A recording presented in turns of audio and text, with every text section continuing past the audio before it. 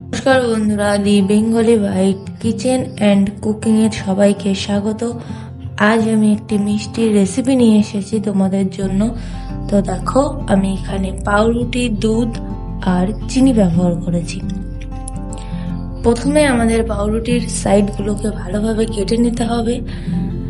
দেখো, আমি পাউরুটির সাইডগুলো ভালোভাবে কেটে নিচ্ছি।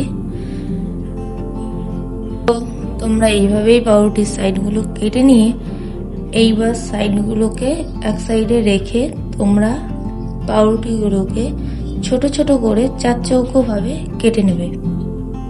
এই দেখো, আমি রুটিগুলোকে কেটে নিলাম চৌকো করে করে। এই যে আমার একটু সাইডে বাকি ছিল, সেগুলোকে আমি আবার পরে ফিনিশিং দিয়ে নিলাম। তো এইভাবে এবার আমি সবকটা রুটিকে কেটে নেব। তো দেখতেই পাচ্ছ আমি চৌকো করে করে কেটে নিয়েছি। এবার এটাতে দুধ দিয়ে মাখতে হবে। তোমরা তোমাদের পরিমাণ মতো দুধ দেবে। আমার এখানে ওই 2 থেকে 3 চামচের মতোই দুধ লেগেছিল। তো চলো এটাকে একটা ডো তৈরি করে নিই। তো দেখো, আমি ভালোভাবে করে একটা সুন্দর ডো তৈরি করে নিয়েছি। এবার আমি এটার থেকে ছোট্ট ছোট্ট লেচি তৈরি করে নেব। ছোট ছোট করলে কি হবে, জিনিসটা দেখতেও সুন্দর হবে আর একটু সংখ্যায় বেশি হবে। যেহেতু আমার পাউরুটিটা কম ছিল, তাই আমার একটু কম হয়ে গেছে। তোমরা চেষ্টা করবে বেশি করার, তোমাদের কোয়ান্টিটিটা তোমাদের উপরে। তো চলো এইভাবে আমি সবকটা লেচি তৈরি করে নিই। লেচি তৈরি করে আবার তোমাদের সঙ্গে দেখা করছি। তো দেখো, আমার লেচি তৈরি হয়ে গেছে।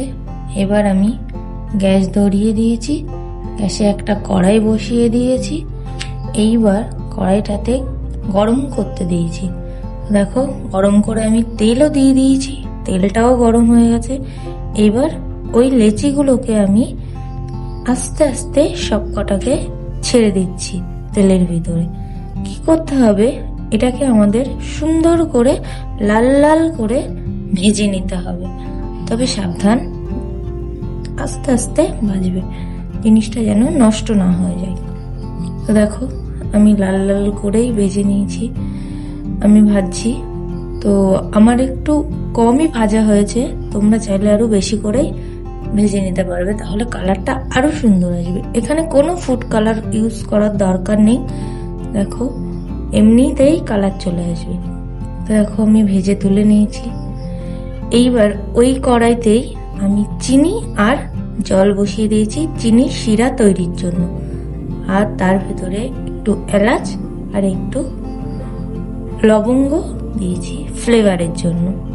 চিনির সাথে একটু লবঙ্গ আর একটু এলাচ দিলে খেতে সুন্দরই লাগে। আর যেহেতু মিষ্টি, সেহেতু এলাচ তো থাকতেই হবে। তো দেখো, আমি এবার এটাকে একটা জারে ঢেলে নিয়েছি। তোমরা চাইলে কাচের জারও ইউজ করতে পারো, আমার কাছে ছিল না তাই আমি প্লাস্টিকেরটা ইউজ করেছি। তো এবার ওই ভাজা লেচিগুলোকে ওর ভিতরে দিয়ে 30 মিনিট থেকে 40 মিনিট তোমরা রেখে দেবে, তাহলে রসটাও ভিতরে ঢুকবে আর জিনিসটা টেস্টি হবে।